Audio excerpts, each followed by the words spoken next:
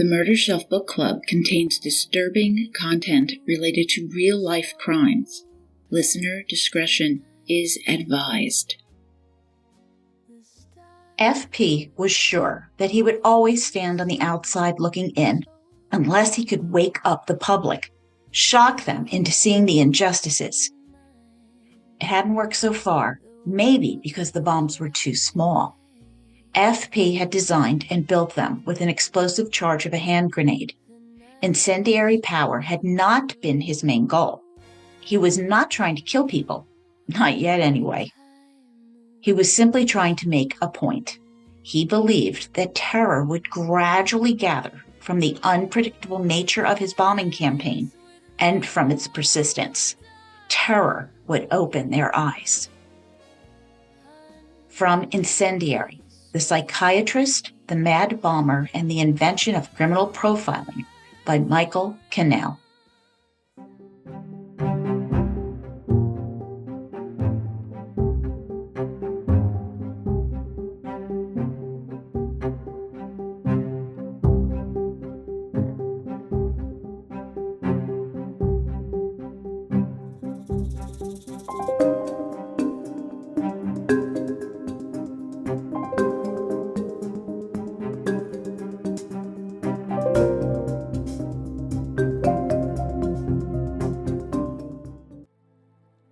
Welcome to the Murder Shelf Book Club podcast. I am your host, Jill.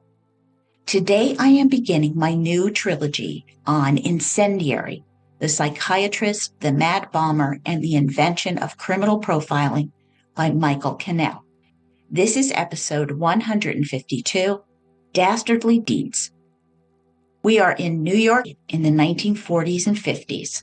World War II is over, and President Harry S. Truman leads the country after the death of President Franklin D. Roosevelt in April 1945. Jitterbugging is still the rage, families are growing, and we are in New York City, the Big Apple. Truman will be followed by President Dwight Eisenhower as the Cold War begins with the fear of nuclear annihilation very real. But, before we go any further, I want to give a shout out to my new Patreon supporters, MXC Jaman, Judd, Michelle, and Deborah. Thank you for your help, your support, and your presence. I really couldn't do this without you. On Patreon, we hold a Zoom call on the first Thursday of the month where we discuss true crime, which books will be featured on the podcast, and then we move on to our serial killer case studies. If you would like to join us on Patreon, you can do so for just $2 or $4 a month at www.patreon.com/Murder Shelf Book Club. And here's some exciting news. My merch shop is open with the Hamptons Whodunit coming in April, followed up by CrimeCon Las Vegas in May, where I will be on Creators Row. You won't want to miss out. If you still need a ticket to CrimeCon, use my code, one word, lowercase letters, MurderShelf, to enjoy a 10% discount. That's at www.crimecon.com/CC26. And I will shortly be discussing our CrimeCon meetup in Las Vegas. So subscribe so you don't miss a thing. And it is also time to kick off book club. So we are in New York, and I'm bringing you a New York cheesecake with strawberry sauce, a phenomenal recipe from Jenna at Butternut Bakery. New York cheesecake is denser and richer than most cheesecakes, and this is made with full-fat Philadelphia cream cheese, sour cream, sugar, eggs, cornstarch, and vanilla, plus the strawberry puree that gets mixed with sugar and honey with a splash of lemon. You mix it all together, you bake it for an hour and 40 minutes. Now this is key. You then turn off the oven. You leave the cheesecake in the oven with the door cracked for an additional hour. Refrigerate it overnight. Remove it from the spring pan. Drizzle the strawberry sauce all over each piece, and it is the creamiest cheesecake. Now I'm going to pair it with something else from New York. I Love New York Red Blend from Brotherhood Winery, the country's oldest winery. This medium-bodied wine has a luscious ruby color and offers aromas of blackberry, black cherry, and subtle vanilla with ripe fruit and mocha flavors. Its balanced finish complements the cheesecake perfectly without it being too sweet. So bon appetit, murder bookies.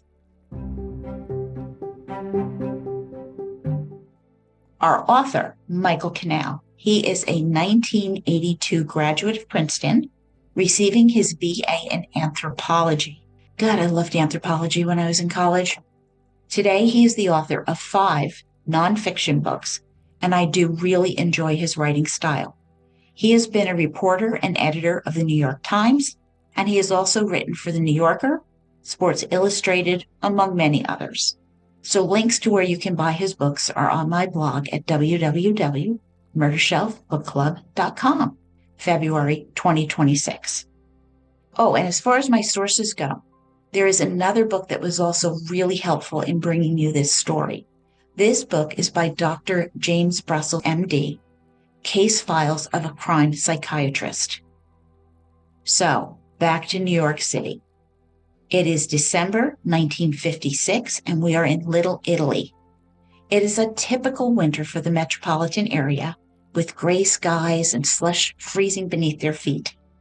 Fears of the Cold War has created a national anxiety, with President Eisenhower steady with his reassuring baritone seeking to calm the masses. But there is a more immediate problem. Serious expressions were etched on the New York Police Department detectives' faces. Yet another bomb had exploded, this time at the Paramount Theater in Brooklyn. For 16 years, the police department has been searching for the serial bomber who identifies himself as FP. Fortunately, no one had been killed yet, though there had been injuries, some serious. Everyone believed it was only a matter of time. The New York Journal-American newspaper described the mad bomber, as he's called, as, quote, the greatest individual menace New York City has ever faced. The capture of this bomb-building psycho, with his insatiable and unreasoned grievance, was called the most agonizing challenge of modern times, end quote. The bombings began back in 1940, and despite the ongoing search, it's 16 years later. FP had also written letters indicating he intended to kill. Initially, his homemade bombs had been ineffective, but over the years, his skill had increased and his devices were now undoubtedly lethal. All this time, the country's most formidable police force had fallen flat, failing to identify solid leads, never mind arresting a suspect. Now, for the first time in the department's 111-year history, Captain Howard Finney and 2 detectives turned to Dr. James Brussel for assistance.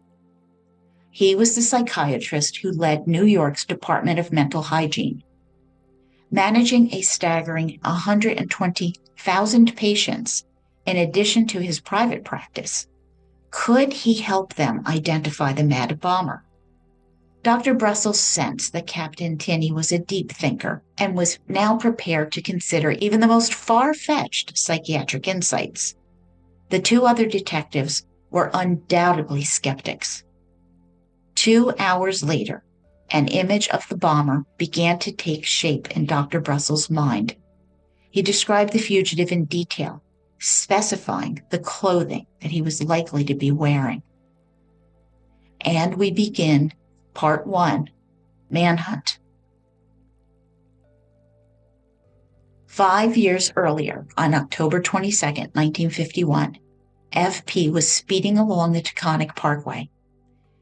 When he began his bombing activities in 1940, he had taken the train into Manhattan, but felt self-conscious about carrying a bomb or 2 with him. Well, you think? He was certain that other passengers were giving him suspicious looks. He also imagined that the conductor took longer to punch his ticket. Thus, FP began driving into the city. After parking his car, he surveyed his surroundings and cautiously poured gunpowder from a bottle into the piece of pipe, which would soon become a bomb. He assembled it this way so that he didn't accidentally blow himself up before planting the bomb. Once this task was complete, he started walking through Midtown, window shopping, looking at shoes, suits, and furniture. He blended in with everyone else, completely invisible in the crowd that he viewed as privileged. They had good jobs, homes, and families, while he was consumed by his grievance, burning with the injustice done to him. All of his energy was focused on this one all-consuming issue. As he approached Times Square, he bought a ticket for the Paramount Theater's showing of The Mob, a gangster film. The lobby was empty, leaving no one to notice the middle-aged man in a suit and hat. Had it been crowded, he was so unremarkable that no one would remember him anyway. His invisibility masked his desire to kill.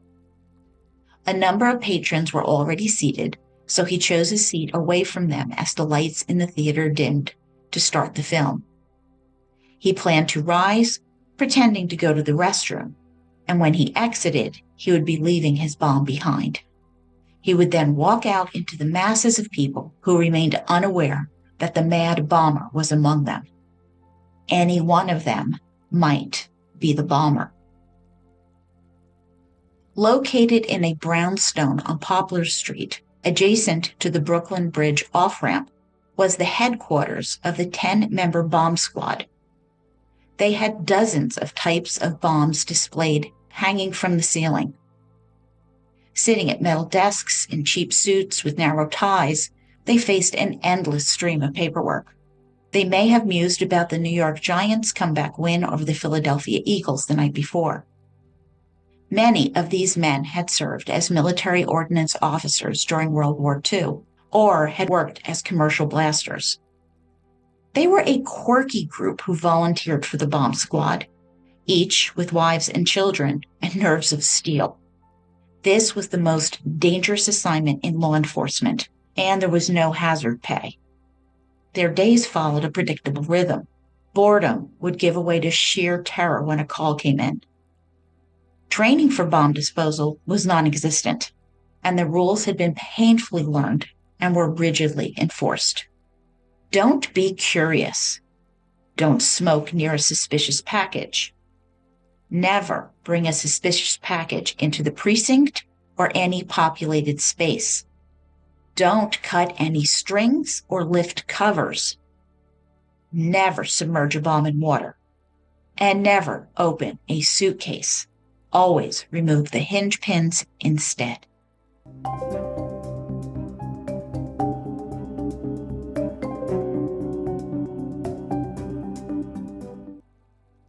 Now, human memory is fragile and short-lived. Following World War I, during the Red Scare, anarchists bombed symbols of American power in New York City. For example, on September 16, 1920, a horse-drawn wagon stopped near J.P. Morgan's Bank on Wall Street. The driver left, vanishing into the crowd. As church bells rang at noon, people's thoughts turned towards lunch, but concealed under a burlap tarp was a bomb that was in that wagon, and it was ticking down. When it detonated, 100 pounds of dynamite exploded, destroying the horse, the wagon, shattering windows, setting shrapnel flying. The blast resulted in the deaths of 38 people, with fire radiating outward from the epicenter of the explosion. Pools of blood, severed heads and limbs, body parts covered the area. Panicked survivors ran as some tore their clothes trying to patch up the injured. The reaction was a surge in patriotism, while vowing revenge on the perpetrator, believed to be foreign agents, not dissimilar to the response after 9/11. But in 1920, the term terrorism was fairly new, becoming a permanent part of the American vernacular. 2 decades later, by 1939, Hitler and his Nazis had absorbed both Austria and Czechoslovakia, while Italy was invading Albania. Meanwhile, New York City prepared for the World's Fair, themed The World of Tomorrow, held in Flushing Meadow, Queens. And it was estimated that 44 million visitors would experience cutting-edge technology, including black and white television, color photography, and air conditioning. A year later, the second season of the fair opened against the backdrop of World War II, as France felt a German occupation and the Blitz rained down on Britain. On January 4th, 1940, a maintenance worker uncovered a ticking bomb in the British pavilion at the World's Fair.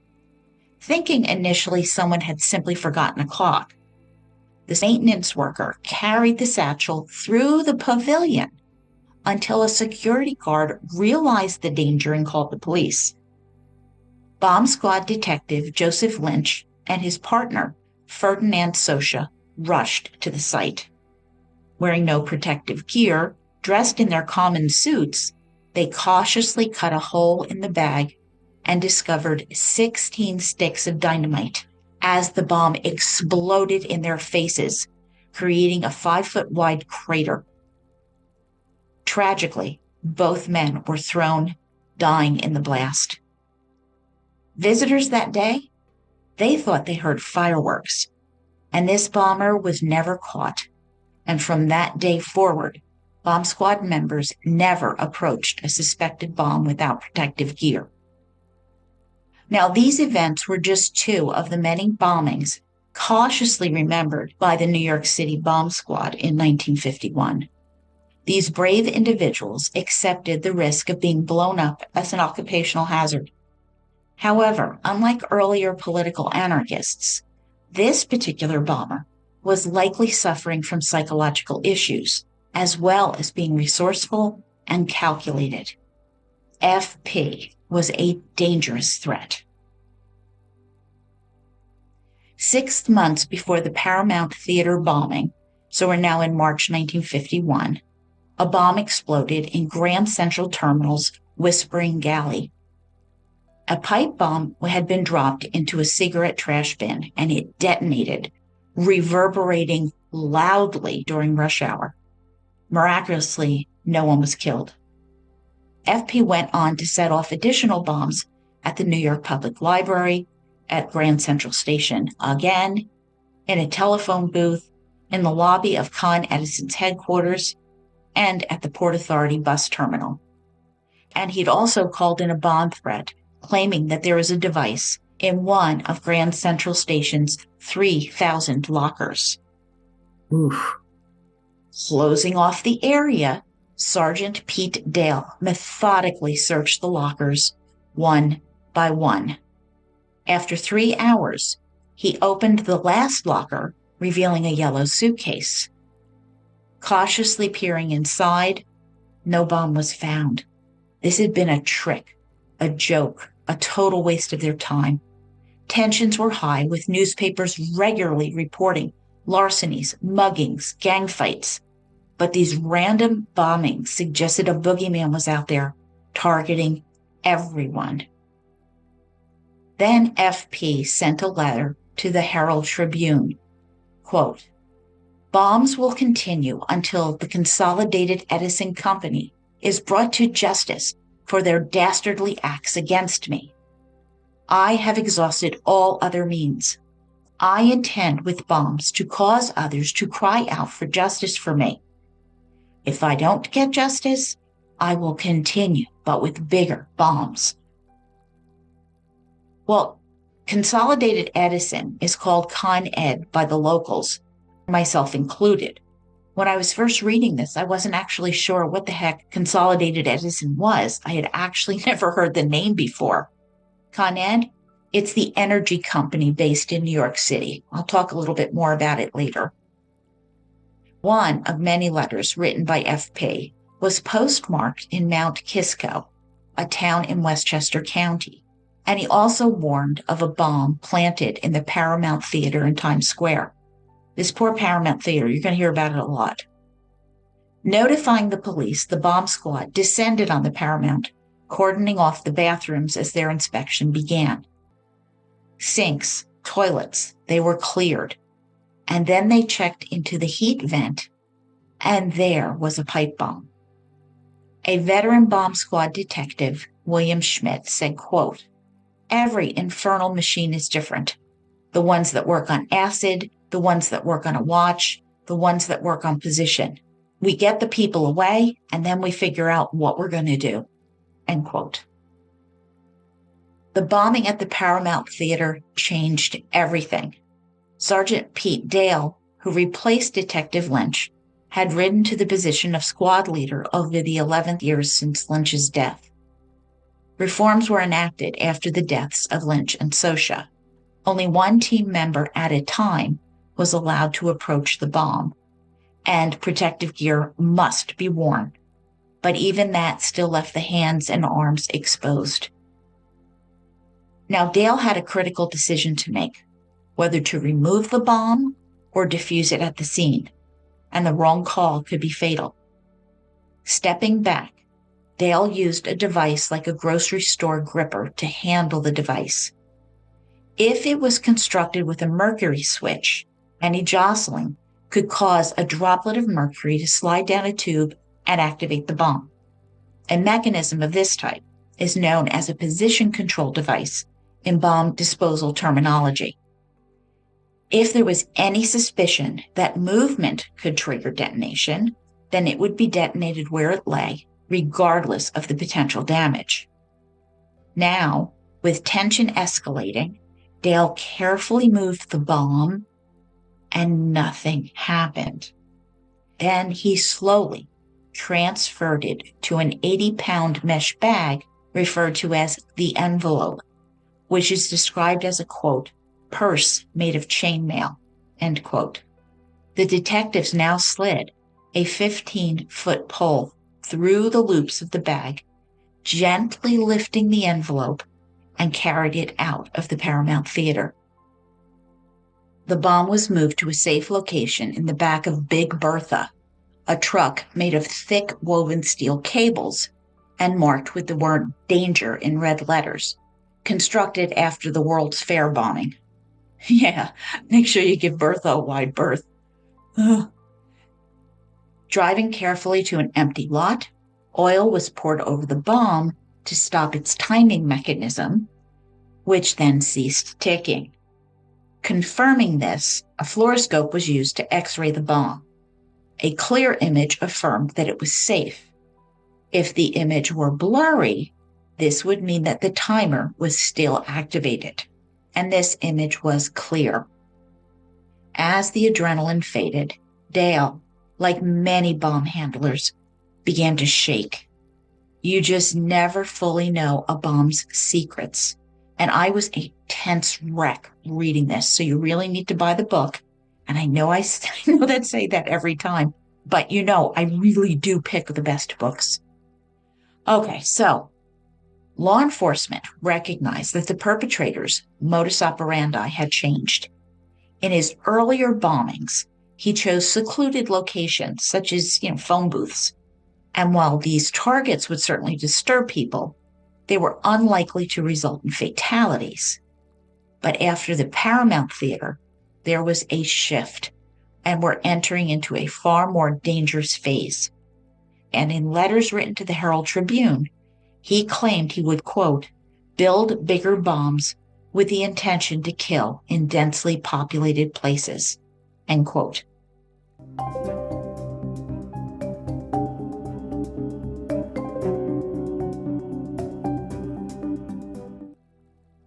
After years of dead ends, Captain Finney and his detectives believe they finally had a breakthrough. They had found handwritten letters which matched the mad bomber's writing in Con Ed files on a disgruntled employee. The next day, NYPD and the New York State Police arrested 56-year-old Frederick Eberhardt in Connecticut. A former 20-year employee of Con Ed, he had been fired for theft, though later acquitted by a jury. Bitter about his termination, Eberhardt admitted to sending threats, including a fake pipe bomb filled with sugar, to a Con Ed personnel director. The district attorney of New York City informed the judge that he believed that Frederick Eberhardt was not of sound mind, leading Eberhardt to be admitted to Bellevue Hospital for observation while his wife sobbed nearby. Investigations into Eberhardt's actions intensified as the city exhaled deeply, relieved that the bomber threat had been neutralized. Now, I mentioned this. You have to understand this is all happening during the Cold War, which already had Americans on edge. Americans learned that the Soviet Union had acquired nuclear weapons in 1949, even as the Berlin blockade by East German communist forces was met with President Truman's Berlin airlift, lasting over a year, flying in every necessity for West Berlin, a city to survive. As the Cold War escalated, the fear of nuclear war loomed large, prompting New York City to conduct its first atomic air raid drills. Sirens sounded, traffic halted as people with grim expressions filed into shelters and children ducked under desks in their schools. The entire drill lasted just 10 minutes. And later that night, a bomb exploded in a locker at the Union Square subway stop mezzanine next to shops and shoeshine stands. Thankfully, again, no one was hurt, but this blast exonerated Frederick Eberhardt. He was discharged from Bellevue, recalling that his time there was, quote, the most harrowing days of his life, end quote. Letters continued to be sent from different locations in Westchester County, all deliberately wiped of fingerprints.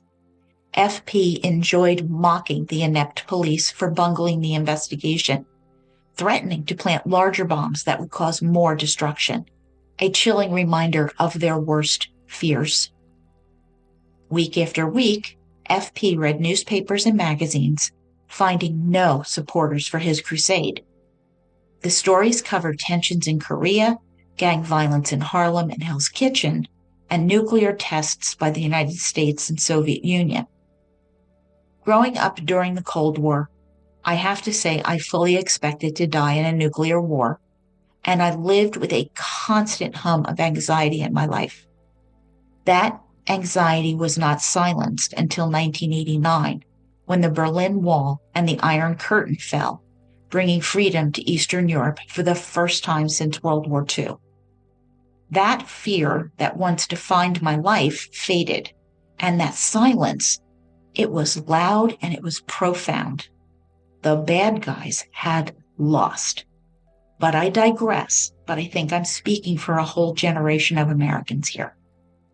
So FP the bomber, he's reading the scary news stories too, and looking for one about the Paramount bombing, or the Port Authority bombing, or the telephone booth bombing, or Con Edison capitulating, and finding nothing. He was ignored and dismissed. He was accustomed to feeling invisible, on the outside looking in. He struggled to awaken the American public, but his bombs, they were too small. He had a point to make, and it wasn't about killing people. The fear, he wanted it to open their eyes and result in them seeing the injustice he endured. FP is unlike serial arsonists who get a sexual thrill from fire and destruction. He remained aloof, observing humanity's comings and goings from a distance. Having been in pain his whole life, he showed no empathy for others' sufferings.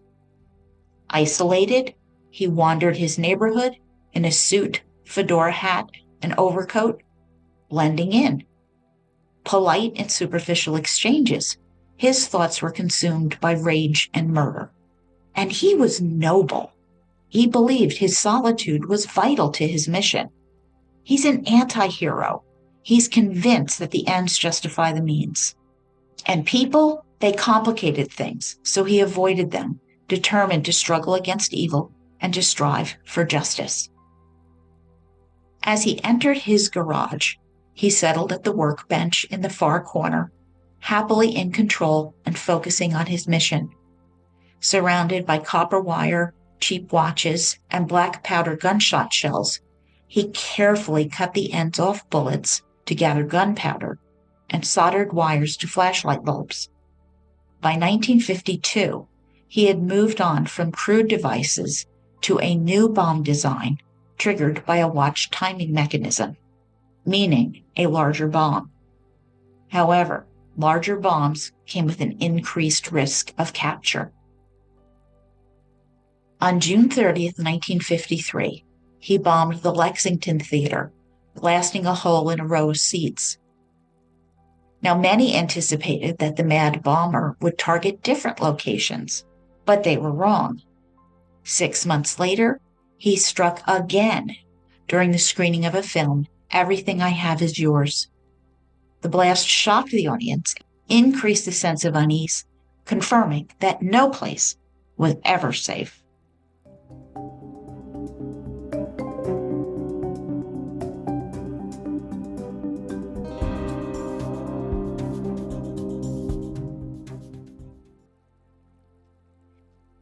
In 1929, Sigmund Freud was conducting sessions in Vienna while Dr. James A. Brussel earned his medical degree from the University of Pennsylvania. During World War II, Brussel had assisted troops with his neuropsychiatric services, engaging in, quote, counter-espionage activities in Mexico for the FBI and CIA, end quote, wrote author Gerald Frank in the introduction of Brussel's book, Casebook of a Crime Psychiatrist. Gerald Frank also wrote the Boston Strangler book, one of my first true crime reads way back when. Now, by March 1953, Dr. Brussel was working from his home office, preferring face-to-face interactions with his patients rather than using a Freudian sofa. Dr. Brussel was also the chief of the Department of Hygiene at Creedmoor State Hospital in Queens, New York. By today's standard, the facility was notorious for its terrible care, where patients exhibited severe symptoms, with grim, hollow-eyed men rocking back and forth, masturbating and flinging feces. Women giggled maniacally as they urinated on the floor, and the voices in many heads issued vile orders.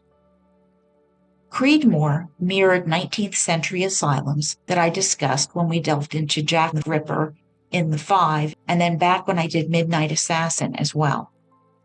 Creedmoor was situated on an estate with gardens and livestock, with patients engaged in activities like harvesting, animal husbandry, cooking, and laundry, giving their days focus and purpose. The severely ill, such as those with schizophrenia, were often restrained in straitjackets and sedated.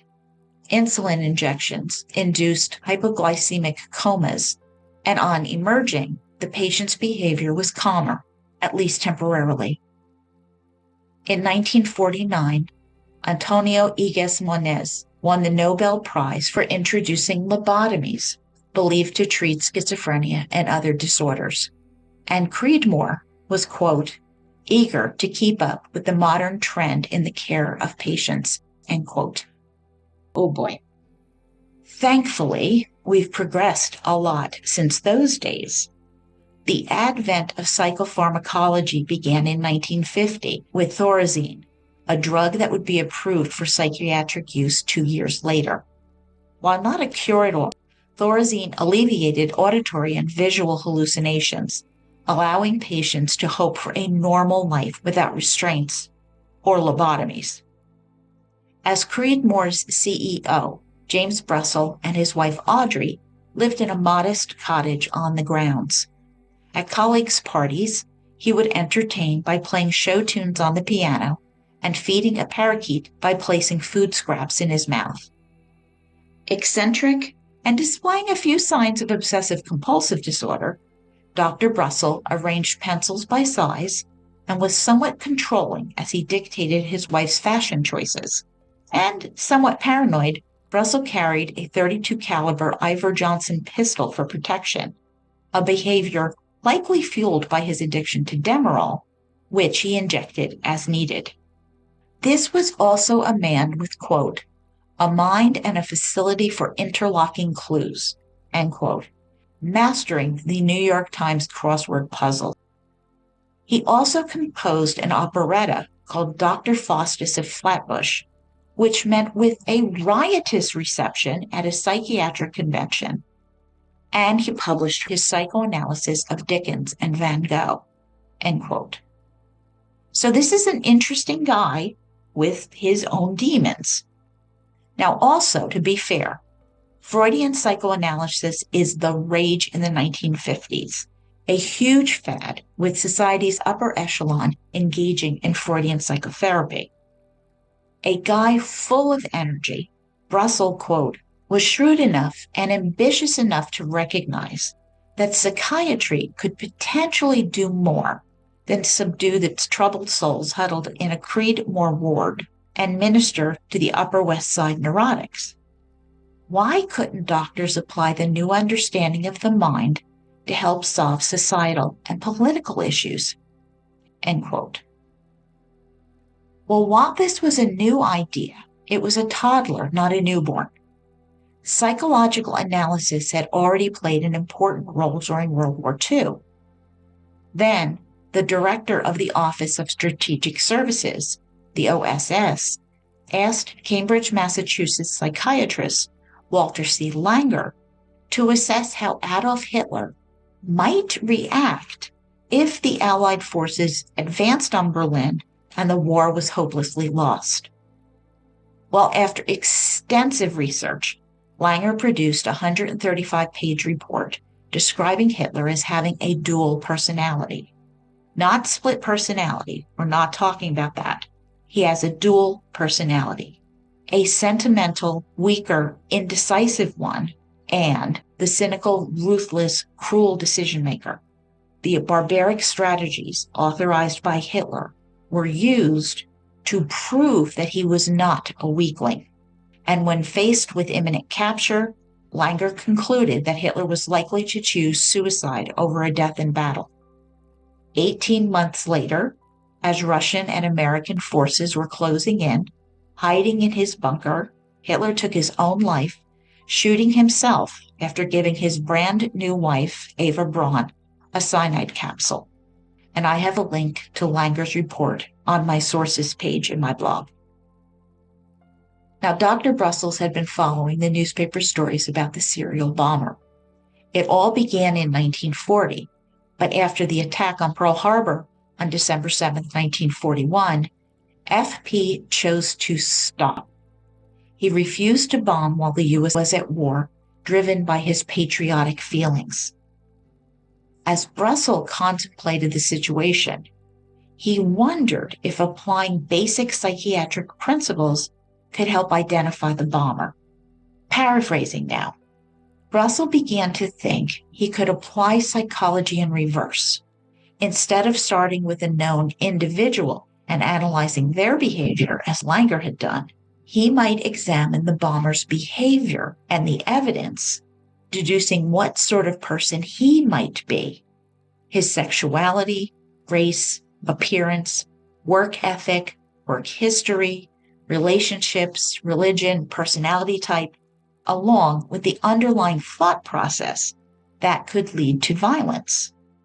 And he called this reverse psychology. Today, we recognize this approach as criminal profiling. During Brussels' daily commutes, he began to reflect on the hidden logic that underpinned the behaviors he had observed. He later explained, quote, "The mind stores enormous amounts of data. Some lies just below the surface. It's knowledge, but you aren't consciously aware of it. Every now and again, it produces a sudden, mysterious flash of knowing, a hunch. You don't know where it came from, but it's there, demanding to be considered. Throw it out or use it. This is the choice." End quote. And that's why I always say, trust your gut. Now, on March 7th, 1953, James Brussels read about the locker exploding in Grand Central Station, thinking about the kind of man who would plant such a weapon. And then he went off to work at Creedmoor. A little over a year later, on March 16th, 1954, Women in skirts and men in their suits walked briskly along, going about their day, passing through Grand Central Station. The workday was ebbing, and by 4:30 p.m., the din grew louder, the energy rising. Among the mass of humanity, one man invisibly maneuvered himself into the men's room. The bomb exploded at 5 p.m. at the height of rush hour, smashing a marble partition between two stalls, shattering a sink and toilet. The blast traveled at 26,000 feet per second. 3 lucky men, dazed and unable to hear, staggered from the restroom as smoke billowed outside. Shrapnel had struck one in the leg, the blood flowing. The police arrived quickly, seeing that the victims were taken to get medical care. They then began a 1950s-style forensic investigation, photographing, sketching, measuring from the center of the blast outward, bagging shards of the bomb, burn residue, and the like. Even the tiniest shard could tell part of the story. Quote, "What color was the smoke?" detectives asked. Was it black, indicating dynamite, or yellow, nitroglycerin, or blue, gunpowder? Or what was it? Black, yellow, or blue? Yeah, I think we know the answer was blue. Captain Howard Finney, a stern, no-nonsense officer, embodied a new breed of law enforcement. With 3 graduate degrees and experience in wartime naval intelligence, Finney believed that science could solve crimes where traditional methods failed.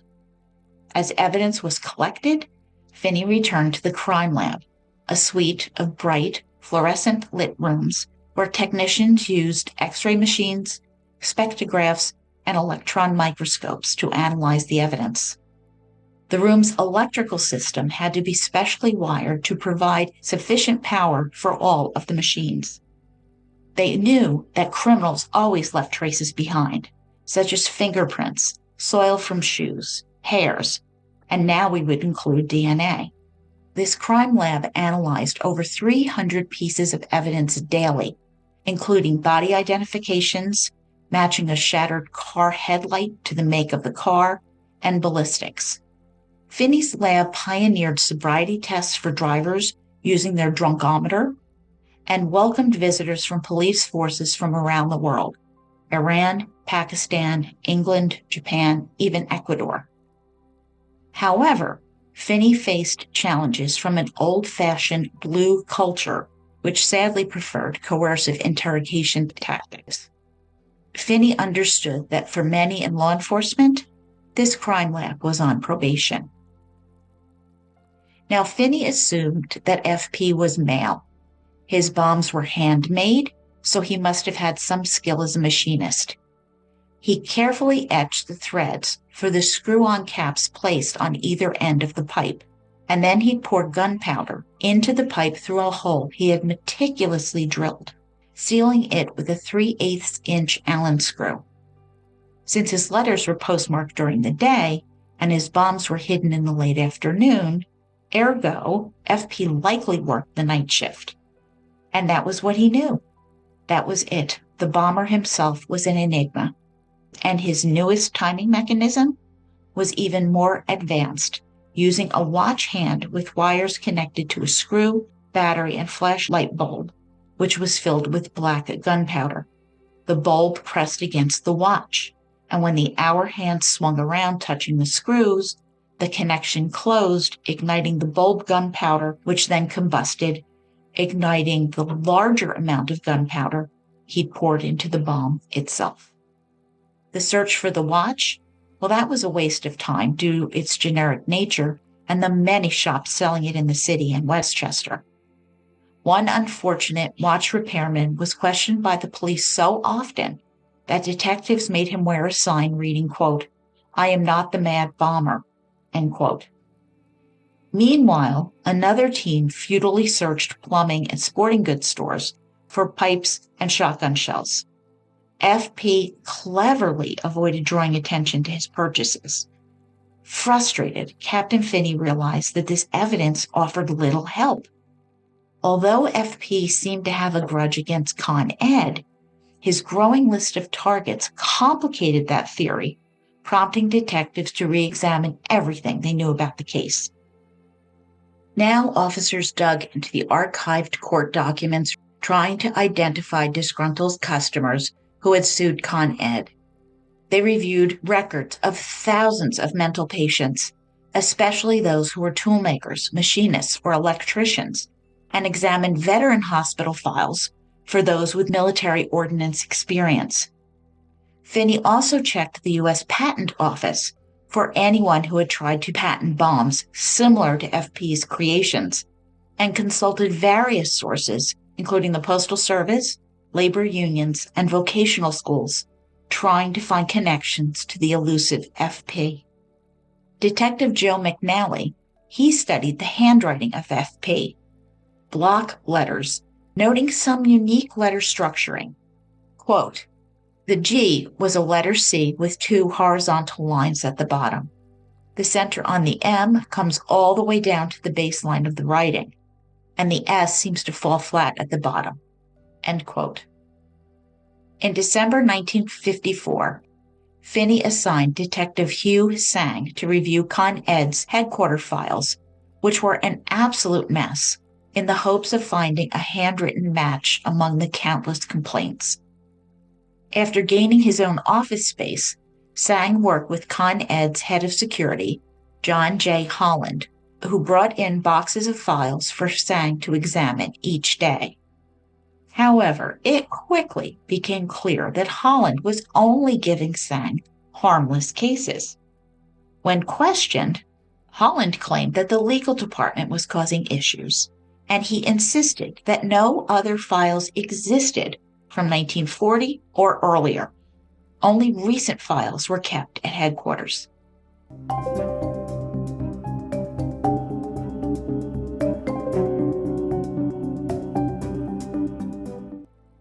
Finney now reflected on FP's actions before the United States entered World War II. On November 16, 1940, a pipe bomb that failed to detonate was found on a windowsill at the Con Ed building on West 64th. This was not a well-constructed bomb. Accompanying it was a note that read, quote, "Con Edison crooks, this is for you." And "There is no shortage of powder, boys," end quote, written in gunpowder dust. If the bomb had exploded, these notes would have been lost, suggesting that these notes were part of the bomber's signature, written to satisfy his psychological need. Or perhaps he was completely unhinged and the note's destruction hadn't even occurred to him. Or maybe this was deliberately a dud designed not to blow up with the purpose of scaring Con Ed. No one knew. But since there was no blast, this incident went unnoticed by the media. Then, in September 1941, another bomb was found in a red sock on 19th Street near Con Ed. This time, no note. But the police recognized that FP was not a one-time offender. 2 months later, after Pearl Harbor, FP claimed that his desire for revenge would be postponed until after the war. And for nearly 10 years, he kept this promise. This changed on March 19, 1951, when a larger, better constructed bomb exploded outside the Oyster Bar in Grand Central Terminal, indicating that FP had refined his skills during these inactive years. Did FP disappear after Pearl Harbor because he enlisted? Had he been part of a bomb demolition squad, learning about bombs then?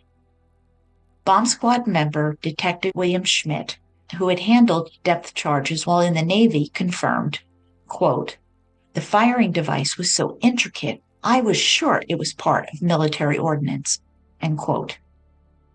Advice was sought from the Pickaninny Arsenal in Dover, New Jersey, but nothing conclusive came out of it. Finney requested that the Veterans Administration continue to comb through their files on discharged servicemen, looking for any unstable ordnance workers. Staffers reviewed tens of thousands of files, but no one emerged from the shadows. Until a former GI called in a tip about a guy he had served with in an overseas demolition squad.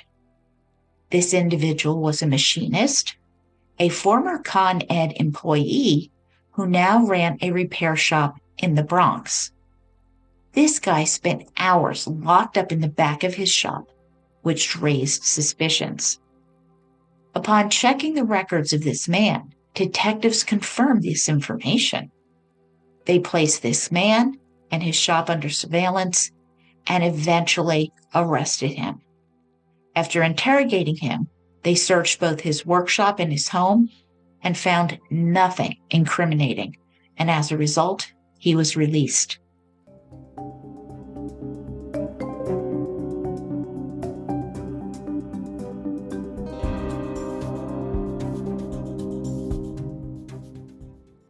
Winter 1953. FP was feeling good about himself. He worked at his garage bench every day, confident that his bombs were more reliable and more deadly. In the early days, he had planted his bombs for dramatic effect, but they failed to create the intended impact, and he realized that his restraint had been a mistake. He would demand their attention. He would force them to admit he had suffered, even if lives were lost. Movie theaters were the best targets because the audience was closely packed together, increasing the chance of injury or death. He had already targeted the Paramount in Times Square and Lowe's Lexington Theater twice. Now he planned to bomb Radio City Music Hall, the most iconic and grand venue in the world. After purchasing a ticket, he strolled through the Art Deco lobby where the crystal chandeliers cast glistening reflections throughout the room. He entered the 6,000-seat auditorium and took a seat in row L towards the rear of the orchestra. The house lights dimmed as the latest Kirk Douglas movie began. FP quietly cut a hole in the upholstery of the seat next to him, sliding the bomb deep within the gash. Standing up as if to go to the restroom, he noticed that a latecomer had taken his seat. Heading towards the exit with a normal gait, he was almost there when the bomb detonated prematurely. The woman who had taken his seat was thrown a few rows down, miraculously escaping with only minor injuries. As he was about to exit the door, FP felt a grip on his upper arm. Oh no! The moment he had dreaded, he was caught. As the usher stumbled through an apology, acting like a disgruntled patron, FP snatched the free ticket pass from the usher and disappeared onto crowded 6th Avenue. Just mere minutes later, Captain Finney entered. He and FP had just missed each other. FP felt the police were surveilling him. One day, while taking the downtown IRT express train, with a bomb in his pocket, he noticed a woman dressed in black who seemed to radiate malignant intentions. Naming her the Black Queen, their eyes locked and he saw cold determination in her gaze. Exiting the subway, the Black Queen followed him. He climbed the stairs and boarded another downtown local, aware that she was still trailing him. When he exited, she left with him, and he was shaken, certain that the police had identified him. Just as he was about to run, the Black Queen walked away. He now realized they would set traps for him. Spotting a sale advertisement for the kind of watches that he used in his bombs, he understood the ad was a ploy to lure him and capture him. But he was too clever to fall for it. He would taunt them. It was just too easy. The normal rules no longer applied to him. After all, he saw himself as a superhero, righting a horrific wrong. And the bombings continued. November 17th, 1954, during a sold-out showing of Bing Crosby's White Christmas at Radio City Music Hall, a bomb went off. I have to think that something significant happened in the life of the mad bomber on November 16th, November 17th, because these days keep popping up, and I wonder what the heck that was. This bombing at Radio City injured 2 women and 2 boys. One of them, Larry, would say, quote, "My brother started hollering that his back was hurting him, and I dragged him into the aisle, and someone came down and asked what happened, and people started evacuating," end quote. In January 1955, a bomb blew through the locker of the Long Island Railroad section of Pennsylvania Station, igniting a fire with choking, billowing smoke. A volunteer fireman sprang into action, grabbing an emergency hose, and extinguished the flames. An eyewitness saw a man in a dark overcoat by that locker, and it exploded 30 minutes later. But the witness hadn't seen his face. On May 2nd, 1955, in the newsroom of the Herald Tribune, typewriters were busy on stories about the Eisenhower administration when the phone rang at 5:34 p.m. A male voice claimed he had planted a bomb at Radio City Music Hall. Like, again? Firefighters, police, bomb squad detectives all responded, but found no bomb, allowing the Rockettes to resume their show at 6:18 p.m. Later that night, now at 3:15 a.m. in the morning, a sweeper found a sock containing a pipe bomb near seat 125. The police and the bomb squad returned for the second time in 11 hours. With protective gear on, the bomb was taken to Big Bertha for examination. Fluoroscoped, they reasoned that this was a live bomb with a flawed timing mechanism.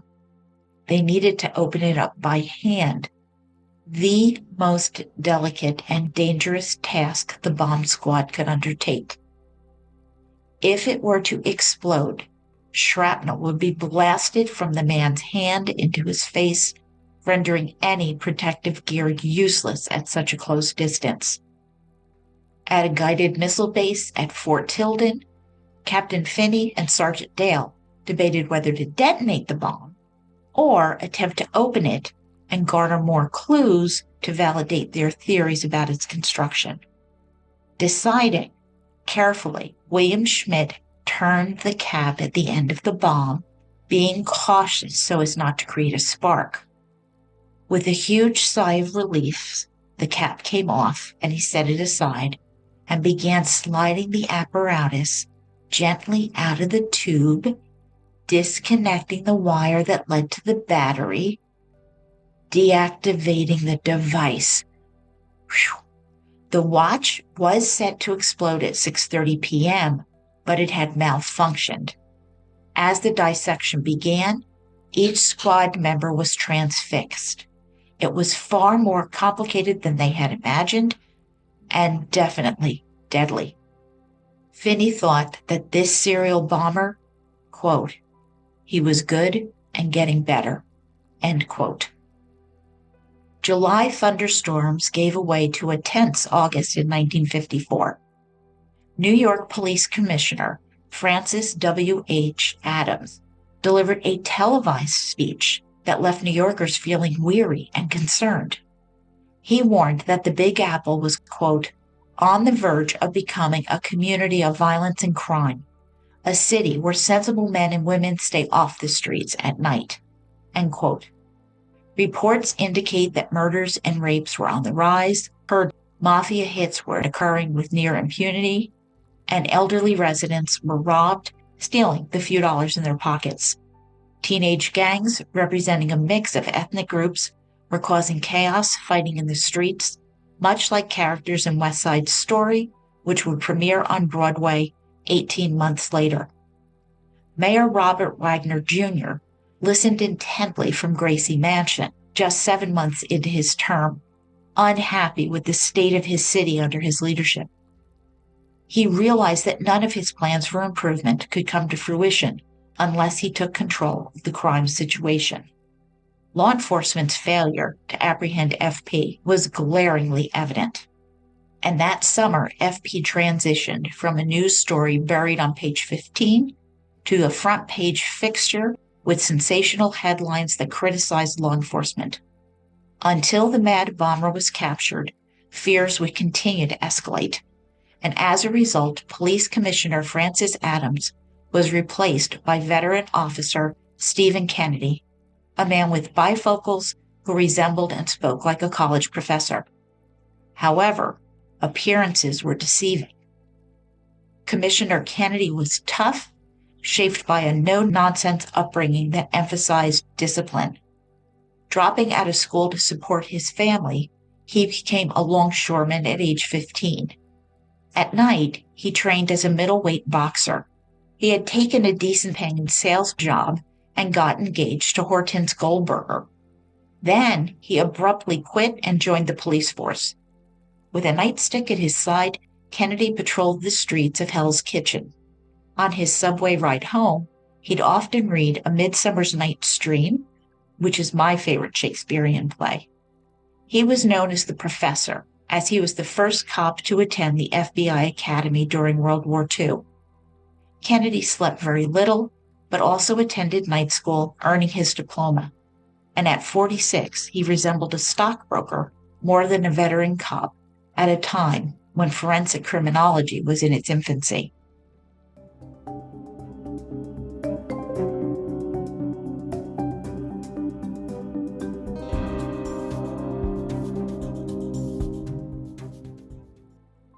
Paul Kirk published the first comprehensive 800-page book titled Crime Investigation, Physical Evidence, and the Police Laboratory.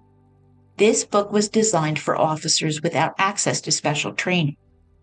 It emphasized, quote, the logic of forensics could decode crimes that defied resolution by conventional police methods, end quote.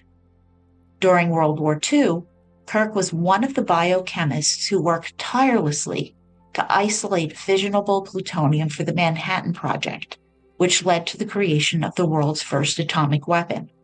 After the war, Paul Kirk became the chair of the Department of Criminalistics at the University of California, Berkeley. He was a sought-after expert with inquiries coming from across the nation. One notable call came from a sergeant in Hayward, California, named Claude Marchand. He told Paul Kirk that a retired minister had been killed in a hit-and-run accident on the outskirts of town. There were no clues or evidence to investigate in the case. Kirk requested that the clothing the minister was wearing at the time be sent to him for examination. Reviewing them, Kirk quickly told Sergeant Marchand to look for a 1953 Buick in Jordan green paint, which would have a large dent in the front of the hood and a smaller one in the middle. Tears in the minister's pants indicated that he had been hit in the leg first and then thrown onto the car. Kirk explained that he found microscopic paint chips, Jordan gray, in the minister's clothes, which matched the Buick. Stunned, Sergeant Marchand went about asking local auto paint stores about customers who bought Jordan gray and identified the car owner within days. A year later, Paul Kirk significantly raised awareness of forensics during the dramatic trial of Dr. Sam Shepard, the basis for the Fugitive TV show and the Harrison Ford movie. In 1954, Shepard, a handsome osteopathic surgeon, was convicted of murdering his pregnant wife Marilyn, who suffered 35 blunt force trauma injuries to her head. The case generated sensational headlines and an extensive media coverage, leading to newspapers making huge profits from the murder, the investigation, and the trial. 2 weeks after his conviction, Shepard's defense team hired Kirk to investigate the crime scene. He submitted a 19-page report concluding that the murderer was left-handed, while Shepard was right-handed. Kirk also found tooth fragments under the victim's body, suggesting Marilyn had bitten her attacker, and Shepard had no bite marks on him. Additionally, blood spatter on a closet door did not match either Shepard or his wife, supporting the theory of an intruder. Quote, Sam's story was consistent with the known facts, and the technical evidence presented by the prosecution had been worthless, end quote. With F. Lee Bailey taking over the Shepard case, he would get Sam acquitted by having Paul Kirk testify. Quote, on the stand, Kirk delivered a masterclass on blood types, and he used diagrams to explain the elaborate lesson drawn from the blood spatter. Americans following the case could only be impressed by the way that Kirk applied scientific techniques to criminal analysis, end quote. But now, Captain Finney was hampered by a plotting New York Police Department, with Commissioner Kennedy insisting their detectives just had to apply traditional investigation techniques more rigorously. And I bet Commissioner Kennedy never heard of Sergeant Michon's hit-and-run case. A week into Kennedy's tenure, upholsterer John Senna began his daily inspection of the 5,869 seats at the Roxy Theater. At 8 a.m., he noted one had a slit in its red fabric, and he removed the seat to repair it later that day. When he started the repair at 3 p.m., a sock rolled out of the seat, revealing a pipe. Recognizing that this was one of those bombs, John Senna alerted the authorities, and Sergeant Pete Dale arrived with the bomb squad. A year earlier, Pete Dale had lost part of his hand when a bomb exploded. He had undergone 12 surgeries to repair the damage. And Dale would say, quote, if you get hit by a car, it doesn't mean you never cross the street again, end quote. Oh boy. With great caution, this bomb was placed in the steel mesh envelope and carried down to the cordoned-off back stairs into Big Bertha. After submerging it in oil, they waited for rush hour traffic to clear before moving it to Fort Tilden. Frustrated, Kennedy now assigned 50 plainclothes detectives to monitor movie theaters and train stations, but the bombs continued to appear. One detonated in a theater, shredding a 34-year-old man who was there to see a John Wayne film. Others exploded at a subway stop, a Macy's phone booth, and a men's pay bathroom at Grand Central Station. The washroom attendant saw a man leave the stall where the bomb would explode, but he couldn't identify him. And another explosion occurred in a men's room on the Long Island Railroad. Lloyd Hill, a 74-year-old washroom attendant, was unclogging a toilet when the bomb exploded, shattering his glasses and cutting his face and embedding porcelain in his foot. Collapsed and bleeding profusely, he was taken to St. Vincent's Hospital, where he spent 2 months recovering motor control in his left ankle and toes. He would limp and use a cane for the rest of his life. The forensic team realized that FP had waterproofed the bomb with shellac, allowing it to be submerged in the toilet. When it detonated, the shattered porcelain acted like the shrapnel as his bombing techniques continued to evolve. New Year's 1956 brought a sense of dread, marked by 17 nuclear detonations at Bikini and Eniwetok atolls.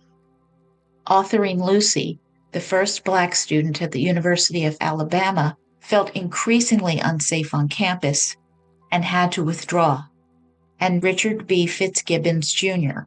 became the first American casualty in what would become known as the Vietnam War.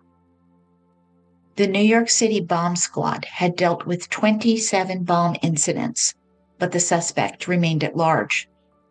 His devices were thoroughly examined, yet provided no clues to his identity.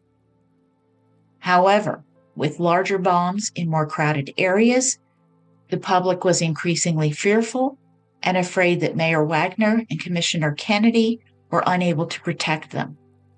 The demand for action was reflected daily in the newspapers, which the suspect read thoroughly. With bombing stories on the front page, they were beginning to awaken to the gravity of his grievances. But FP realized that they missed the heroism of his mission, that one lone man was trying to right wrongs committed by, quote, a wicked alliance, persecuting all the little men like him, who toiled honestly with a reasonable expectation of fair treatment, end quote. March 1st, 1956, FP wrote to the Herald Tribune again, quote, while victims get blasted, the yellow press makes no mention of these ghoulish acts. These same ghouls call me psychopath.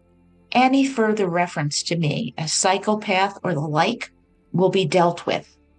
These bombs will continue until Con Edison is brought to justice. My life is dedicated to this task.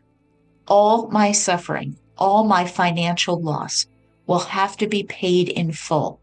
It must alarm, anger, and annoy the New York yellow press and authorities to find that any individual can be just as mean, dirty, and rotten as they are. I merely seek justice, end quote. And the editors studied the bomber's words and called the police. In August 1956, a security guard, Patsy De Laurentiis, was working at 30 Rock in the RCA building at Rockefeller Center. He made a call from a public phone booth in the shopping center, and when he hung up, he noticed a man's red socks with a pipe inside had fallen from beneath the phone booth. Patsy picked it up, thinking a mugger might have used it and hidden it there. He showed the sock to a plainclothes officer, but the officer didn't recognize it either. Oh, God, I groaned as I was reading this. Patsy now brought the pipe into the guard's locker room, where it was shared among his fellow guards. When Tommy Dorney arrived for his 5 p.m. shift, he asked to keep the pipe because he had a leak at home that he needed to fix. Well, he left work around 1 a.m. and took the bus back to West New York, New Jersey, and he put the pipe on the kitchen table before going to bed. At 6 a.m., while Patsy, his wife Betsy, and their daughter were still asleep, the bomb exploded downstairs, shaking the house. Dorney rushed down to find the kitchen filled with smoke, a large hole in the metal table, and damage to the ceiling, walls, puncture marks in the refrigerator, the windows shattered. Betsy said, quote, it looked like an atomic bomb hit it, end quote. Dorney felt he had been saved by the grace of God. Quote, I haven't been as religious as I ought to be before, but I'm very religious now, end quote. And this was Bomb 28. December 2nd, 1956, Mary Young and her daughters, Doris Russo and Joyce Young, along with Joyce's 2 children, hurried through the cold as they made their way to Paramount Theater in Flatbush to see War and Peace. They took their seats in the rear left of the orchestra and settled in, waiting for the film to start. Just as the opening credits began, a man excused himself and moved past them towards the exit. At 7:50 p.m., a blinding light flashed, followed by a deafening boom. Abraham Blumenthal, a 36-year-old postal clerk, was thrown from his seat, believing a grenade had exploded as shrapnel hit his leg. Panic erupted as people rushed for the exits, but not Mary Young's daughters, Doris and Joyce. Their heads had been struck by shrapnel, blood pouring down their faces, too stunned to move. A manager appeared, helping the injured to the lobby as ambulances arrived. 20 minutes later, Captain Finney and the bomb squad arrived, grim-faced, collecting evidence that confirmed that FP was responsible. Doris Russo was taken into surgery to repair the damage from her skull pressing on her brain. Joyce received stitches for lacerations, while the children Donna and Russ were treated for shock. This time, FP had almost succeeded in killing someone. Commissioner Kennedy, galvanized by the threat, declared war on FP. 350 borough and division chiefs met at headquarters, where Kennedy labeled FP, quote, our #1 most wanted criminal, end quote, and instructed the 2,300-member police force to intensify their efforts to identify him. Addressing reporters, Kennedy admitted that they still had no solid leads after 31 bombings, and ignoring their usual secrecy about evidence, Kennedy showed them the letters FP had sent, along with other evidence. Kennedy hoped that an observant citizen might have seen something that could break the case. Quote, I appeal to members of the public to come forward and give the police whatever information they might have concerning this man. The identity of informants will be kept a closely guarded secret. End quote. Had someone seen something, not realizing its importance? If so, would he or she come forward? Commissioner Kennedy and Captain Finney knew that FP was intelligent, clever, crazy, and enraged, and the mad bomber would continue to evolve, making larger bombs as the pallor of anxiety tightened its grip on the city. And that is where I will pause our story of Incendiary by Michael Canal. Part 2, Oedipus Rising, will drop shortly.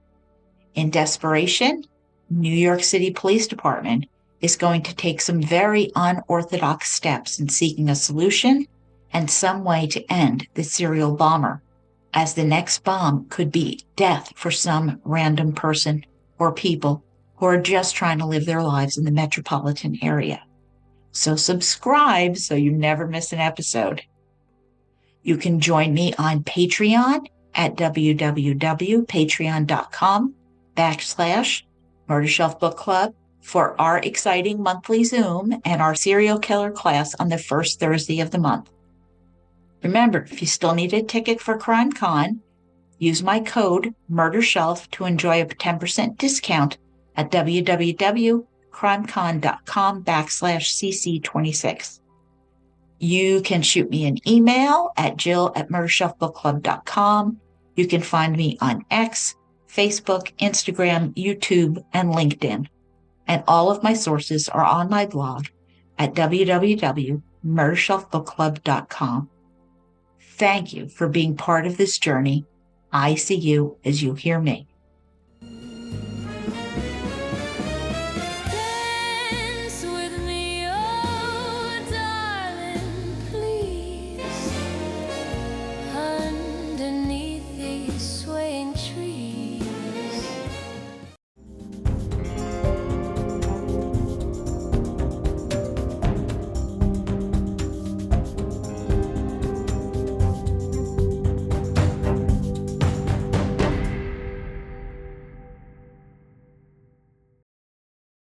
Written and produced by Jill, all rights reserved. Music, The Pewter Elephant by Blue Dot Sessions.